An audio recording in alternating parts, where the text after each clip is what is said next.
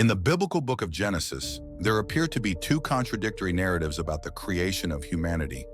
Initially, God creates man and woman simultaneously, according to verses 126 to 127.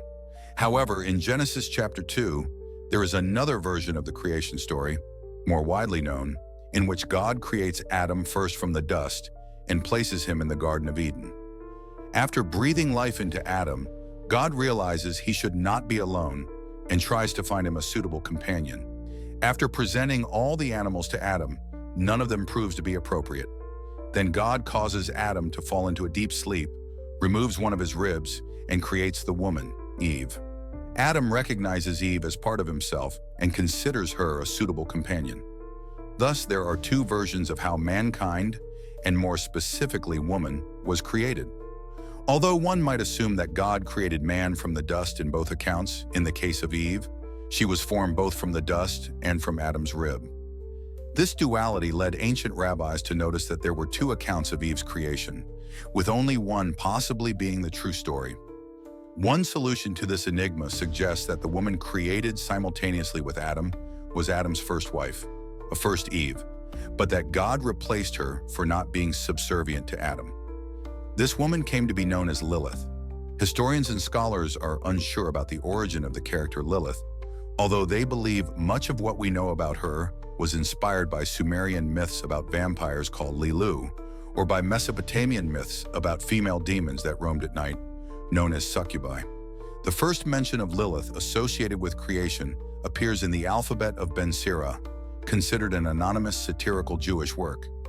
In this text, Lilith is presented as Adam's first wife, created at the same time as him. However, unlike Eve, Adam and Lilith did not get along, especially in terms of sexual compatibility. According to the text of Ben Sira, Adam always wanted to dominate during sexual intercourse, but Lilith desired the same position, wanting to be seen as equal to Adam. Not accepting this, Lilith left the Garden of Eden, pronouncing the name of God, something sacred and that should not be spoken. After Lilith departed, Adam complained to God, who seemed to take Adam's side, although it is unclear whether this was because Lilith pronounced the name of God or because she did not take on a subservient role. God then sent 3 angels to bring Lilith back by force if necessary.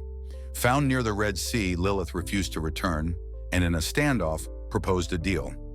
She would become a killer of children and men, but promised not to harm those protected by an amulet with the names of the 3 angels inscribed. In some interpretations, it is believed that God created Lilith as a malevolent entity from the start, destined to kill newborn children up to the 8th day, with the period being slightly longer for girls. The angels who pursued her accepted Lilith's pact, which also turned her into a demon after leaving the Eden, generating more demonic offspring. In exchange for one of her demon children being killed daily, the angels accepted the pact, thus reducing the potential evil in the world. In more recent legends, Lilith is described as a beautiful woman who seduces men to bear demon children and is said to be capable of raping men during sleep. In modern feminist movements, the figure of Lilith has been appropriated as a symbol of emancipation, representing the rejection of social expectations and the pursuit of equality, starting from her rebellion against Adam and God. In the Bible, Lilith is mentioned only once, in Isaiah 34:14, referring to her as a demon of the night. Isaiah describes the destruction of Edom and how the land would become inhabited by beasts and demons, including Lilith. The mention of Lilith in this passage serves to emphasize the extent of divine destruction, placing her on the same level as fierce creatures, illustrating how odious she is considered. Some translations of the Bible omit Lilith completely, referring to her simply as a screeching night owl. An interesting interpretation suggests that Lilith returns to the Garden of Eden as the serpent to take revenge on Adam, manipulating Eve to eat the forbidden fruit from the tree of knowledge. This idea is corroborated by Renaissance artworks in which the serpent is not depicted as a snake, but as a woman.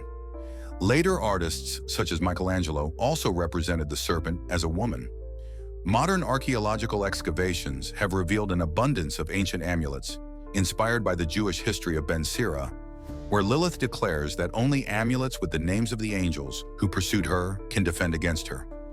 These amulets are still sold today in certain areas of Jerusalem, to those seeking protection against the wandering entity that is Lilith. And there you have it, folks. If you enjoyed today's video, don't forget to leave a like and subscribe to the channel. Leave in the comments who you'd like to see in the next series of biblical stories. See you next time.